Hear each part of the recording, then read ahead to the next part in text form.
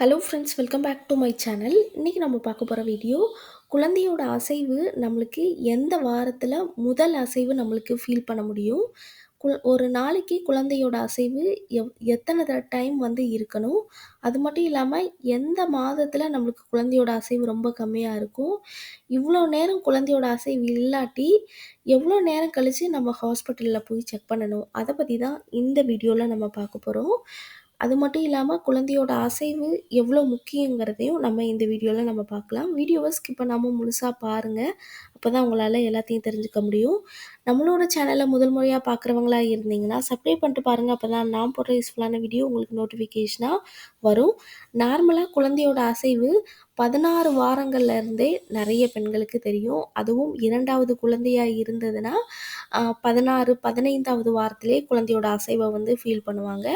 முதல் குழந்தையாக இருந்ததுன்னா 27 வாரங்கள் வரைக்குமே குழந்தையோட அசைவு தெரிகிறதுக்கு நாளாகும்னு சொல்லுவாங்க. மேபி உங்களுக்கு வந்து 25, 26வது வாரத்தில் கூட ஒரு சிலர் வந்து ஃபீல் பண்ணுவாங்க. அப்போ தான் அவங்களுக்கு முதல் அசைவே குழந்தையோட அசைவை அவங்களால ஃபீல் பண்ண முடியும். ஒரு சிலருக்கு 20 வாரத்தில் ஃபீல் பண்ணுவாங்க, ஒரு சிலருக்கு 22வது வாரத்தில் ஃபீல் பண்ணுவாங்க.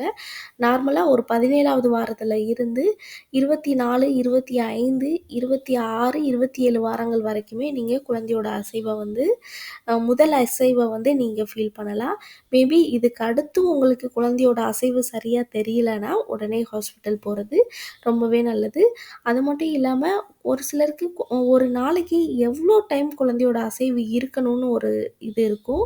நார்மலாக நம்மளுக்கு 3 மணி நேரத்துக்கு ஒரு டைம் வந்து குழந்தையோட அசைவை வந்து நீங்கள் ஃபீல் பண்ணியிருக்கணும். இப்போ உங்களுக்கு ரொம்ப லேட்டாயுமே குழந்தையோட அசைவு தெரியலாட்டி நல்லா இடது பக்கமாக நல்லா லைட்டெல்லாம் ஆஃப் பண்ணிவிட்டு ரொம்ப அமைதியான இடத்துல நீங்கள் தூங்கும் பொழுது குழந்தையோட அசைவை வந்து நீங்கள் ஃபீல் பண்ணலாம். அல்லது உங்களுக்கு பிடித்த மியூசிக் ஏதாவது கேட்கும் பொழுது அது அது செய்யும் பொழுது கூட குழந்தையோட அசைவை நீங்கள் ஃபீல் பண்ணலாம். அல்லது உங்களுக்கு பிடித்த உணவுகளை சாப்பிடும் பொழுது ஒரு ஜூஸோ உங்களுக்கு எந்த மாதிரியான உணவுகள் சாப்பிடும் பொழுது கூட குழந்தையோட அசைவை வந்து ஃபீல் பண்ணலாம். ஒரு சிலருக்கு வந்து ரொம்ப அதிகமாக கோவப்படும் பொழுதோ சண்டை போடும் பொழுதோ அந்த இது அமைதியாகும் பொழுது குழந்தையோட அசைவை வந்து ஃபீல் பண்ணுவாங்க. இதுதான் குழந்தையோட அசைவை வந்து ஃபீல் பண்ணுறது. இப்போ ஒரு சிலருக்கு வந்து குழந்தையோட அசைவு வந்து எந்த மாதத்தில் ரொம்ப கம்மியாக இருக்குன்னு பார்த்தோன்னா, கடைசி 9வது மாதத்தில் தான். அதுவும் 36 வாரங்களுக்கு அடுத்து தான் குழந்தையோட அசைவு ரொம்ப கம்மியாக இருக்குன்னு சொல்ல முடியும். என்ன காரணம்னா குழந்தை வந்து ஹெட் ஆன் பொசிஷன் வந்து வந்துடும். ஸோ அந்தளவு குழந்தைக்கு தேவையான இடம் வந்து ரொம்ப கம்மியாக இருக்கும். ஸோ குழந்தையோட அசைவும் ரொம்ப கம்மியாக இருக்கும். அது அந்த 4 வாரங்களில் தான் குழந்தையோட அசைவு கம்மியாக இருக்கும். மற்றபடி உங்களுக்கு 7வது மாத கடைசியில் 8வது மாதத்தில் உங்களுக்கு குழந்தை உதைக்கிறது, குழந்தை வந்து நல்லா மூவ் ஆகுறது, குழந்தை வந்து நல்லா ரொட்டேட் ஆகுறது நல்லாவே நீங்கள் ஃபீல் பண்ண முடியும். அது மட்டும் இல்லாமல் நீங்கள் ஒரு நல்ல மியூசிக் கேட்கும் பொழுதோ, நல்லா ஏதாவது உங்களுக்கு பிடித்த உணவுகள் சாப்பிடும் பொழுதோ, ரொம்ப ஹாப்பியாக இருக்கும் பொழுதோ, நீங்கள் ஹஸ்பண்ட் அண்ட் ஒய்ஃப் ரொம்ப ஹாப்பியாக இருந்து குழந்தை கூட அதிகமாக பேசும் பொழுதோ, உங்களுக்கு ஈஸியாக குழந்தையோட அசைவை வந்து நல்லா ஃபீல் பண்ண முடியும். அது மட்டும் இல்லாமல் நிறைய பெண்கள் வந்து என்ன நினைப்பாங்கன்னா, இந்த நேரத்தில் தான் குழந்தை அசைவும் அப்படிலாம் கிடையாது. ஒரு சிலருக்கு வந்து நைட்டு ஃபுல்லாக கூட குழந்தையோட அசைவு வந்து நல்லா இருக்கும். காலையில் அவங்களுக்கு பகல் நேரத்தில் ரொம்ப கம்மியாக ஃபீல் பண்ணுவாங்க. சம்டைம் வந்து ஒரு சிலருக்கு வந்து நைட்டு எந்த அசைவும் இருக்காது. காலையில் ஒரு சிலர் வந்து நல்லா ஃபீல் பண்ணுவாங்க. ஸோ இதுதான் குழந்தையோட அசைவு. மேபி உங்களுக்கு 3 ஆர் 4 ஹவர்ஸ் கழிச்சுமே குழந்தையோட அசைவு தெரியலாட்டி உடனே ஹாஸ்பிட்டல் போகிறது ரொம்பவே நல்லது. அது மட்டும் இல்லாமல் குழந்தையோட அசைவு வந்து ரொம்பவே முக்கியம்.